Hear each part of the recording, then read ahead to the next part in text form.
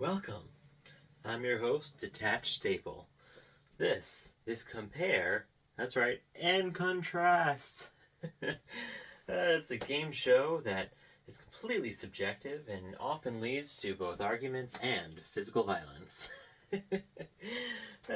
Well, let's have our first contestant introduce himself.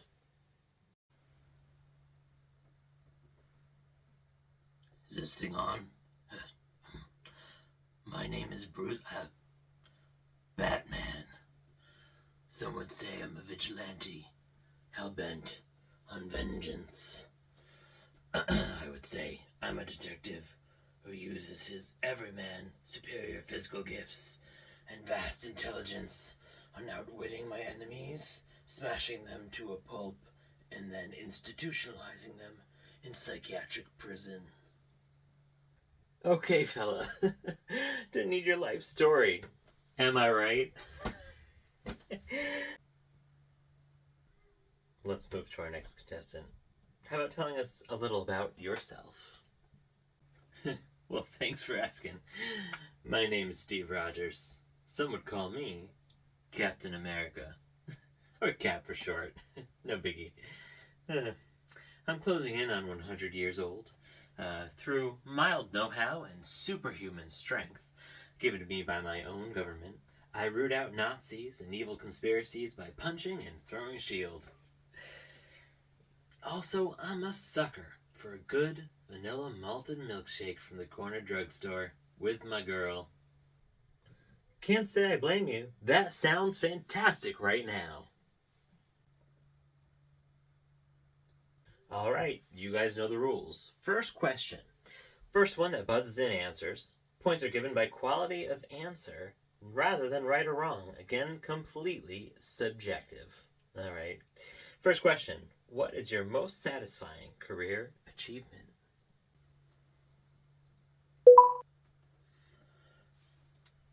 Easy. After my arch nemesis, the Joker, who resembles a clown of nightmares and thrives on chaos and unsuspense, escaped the psychiatric prison that I referenced earlier. Then he physically tortured one of my best friends, left his daughter a paraplegic after a vicious assault, then forced the same friend to look at disturbing photo evidence of his daughter's attack, caught him, and I put him back where he escaped from.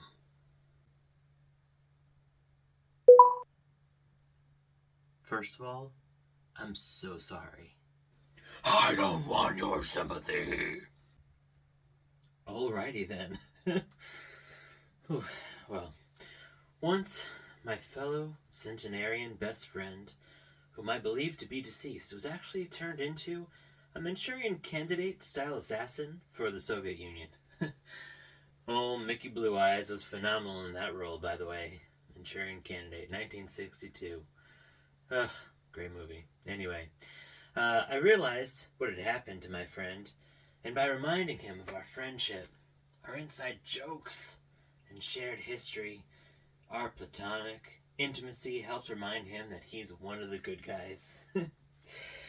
Just yesterday, we split a grilled cheese and tomato soup combo at our local Johnny Rockets, the only place we feel at home. Oh, that's just so special. So special. Well, obviously, point is a word to Cap. Congratulations. Can't wait to split a grilled cheese tomato soup combo with you after the show. Next question. Who would you want to run into battle with? Oh, that's easy. It's my team of super friends, the Avengers. It's a rotating crew of some of the most powerful, intelligent, caring, and ethical group of heroes who generally work well together. Except there was that one time we were torn apart by moral and ethical dilemmas that pitted us at war with each other. But who's counting, right? We've all been there. I trust my band of brothers and sisters with my life and know that they would do the same. Sounds like a bunch of sappy bull. You have to press the buzzer.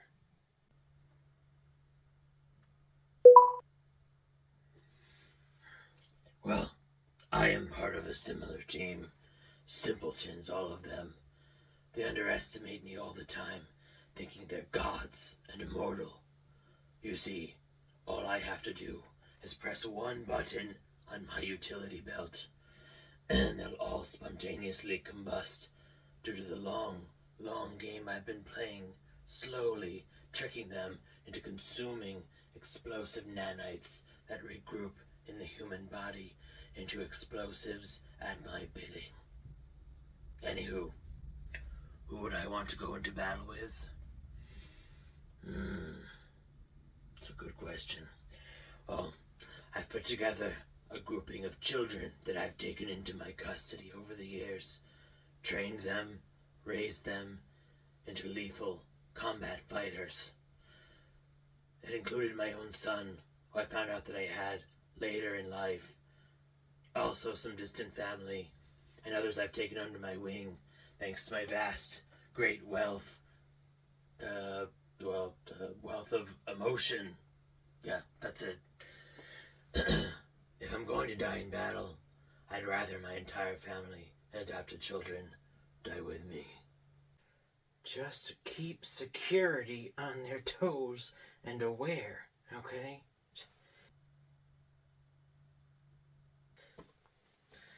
I remind our contestants that this is a family show. Point goes to Cap.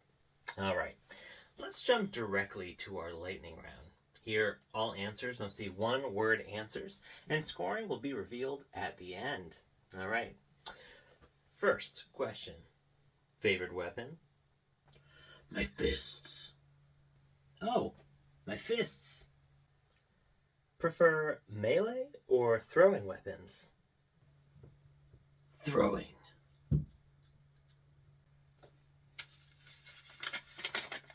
Throwing. Leader or follower? I'm a leader of men, women, both, others, and all. I follow no one. What drives you? You know, as a child, I watched my parents gunned down tragically in front of my eyes. I will do everything in my power to put those who do harm away, to keep every man, woman, and child safe.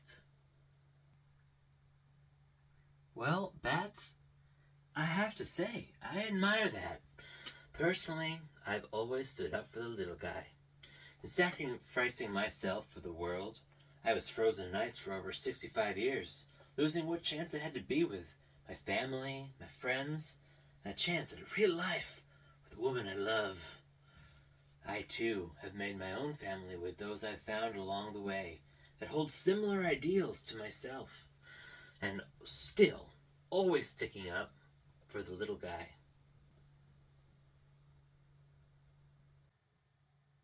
Favorite drink?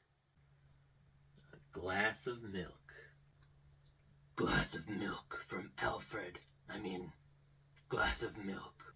Well, golly, Batman, what say you and I ditch this game for the closest Denny's for some milk, grilled cheese, and tomato soup?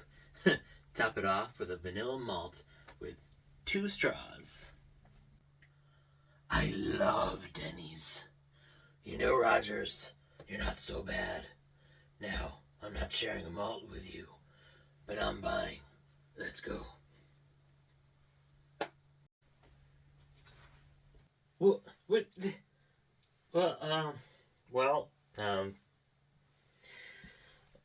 Okay, well, obviously Cap won today, so thank you all for watching. Please stay tuned for America's #1 new hit show, Starry Bandit Comics Top 3 New Comic Book Covers of the Week.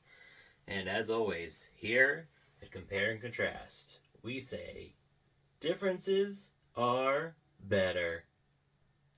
Or something. We're still coming up with the motto. See you next week. What a great lead-in. Couldn't ask for a better intro than that. Anyway, well, Maybe you could, depends who you ask. Anyway, welcome. This is week 16 of Starry Bandit Comics top 3 new comic book covers of the week. We are going to get right into the books right now. All right. First, we do an honorable mention. Okay.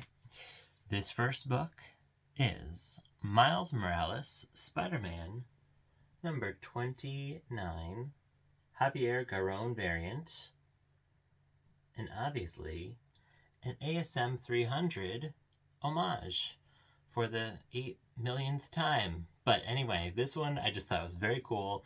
It's Mr. Fantastic, obviously, in the pose. All of his stretchy limbs everywhere. The 4 in the background. I just really thought that was pretty neat. It was an original take on the ASM 300 homage. So, honorable mention for Javier Garrón and Mr. Fantastic. Or should I say Pedro Pascal? All right. Let's get right into the top 3 new comic book covers of the week. Anyway, number 3. Right here. We have Laura Kinney, Wolverine, number 2. This is the Pablo Villalobos variant.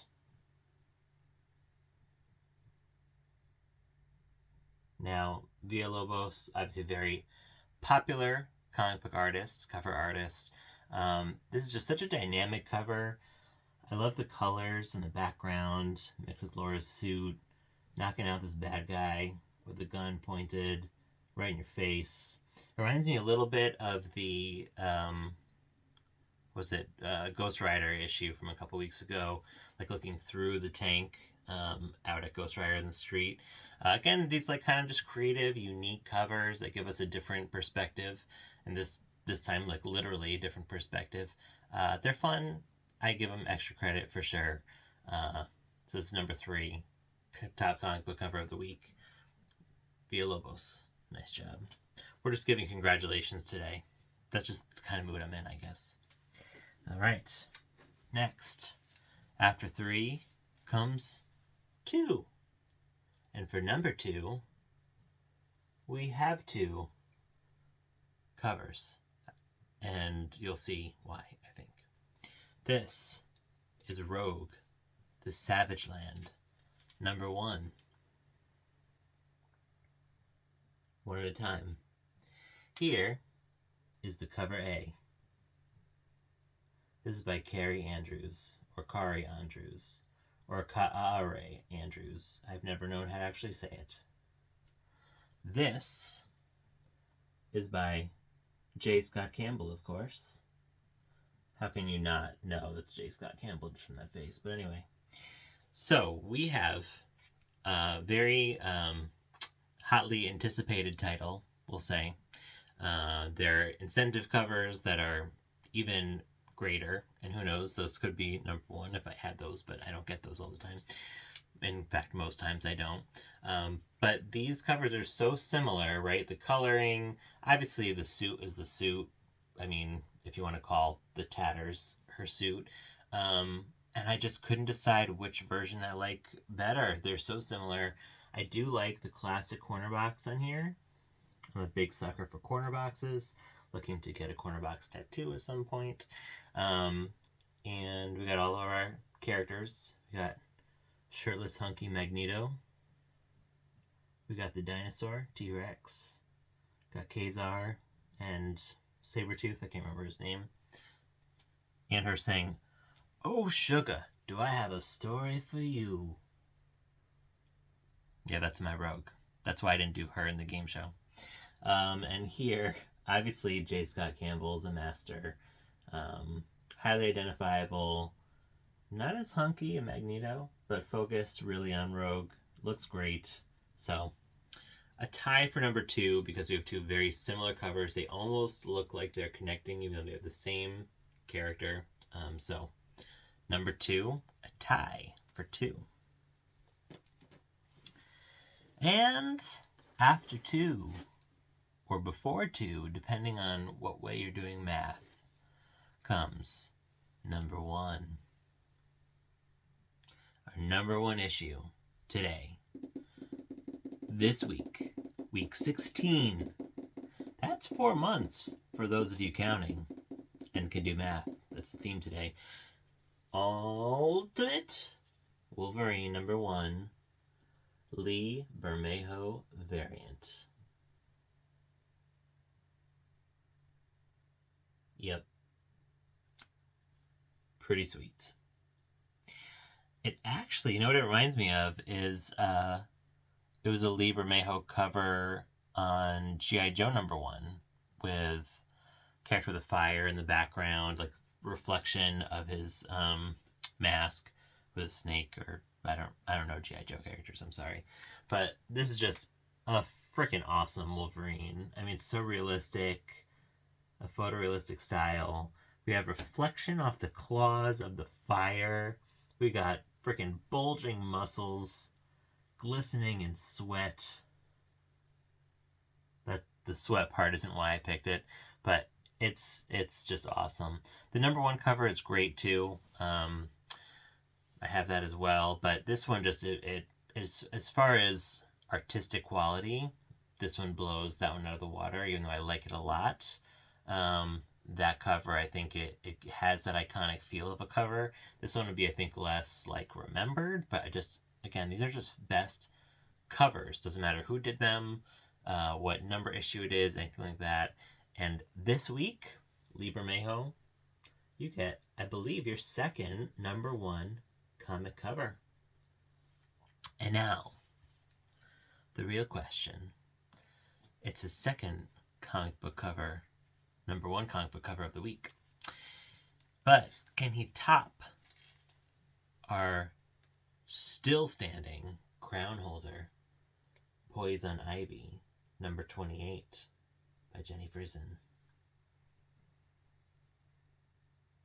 Obviously, 2 very different styles here. It's a very interesting matchup. In boxing, I forget the terminology I was going to use, but styles make the fight, right? So 2 very different styles. So first, let's start with Bermejo Ultimate Wolverine number 1. Live studio audience, you ready? Excellent, thank you.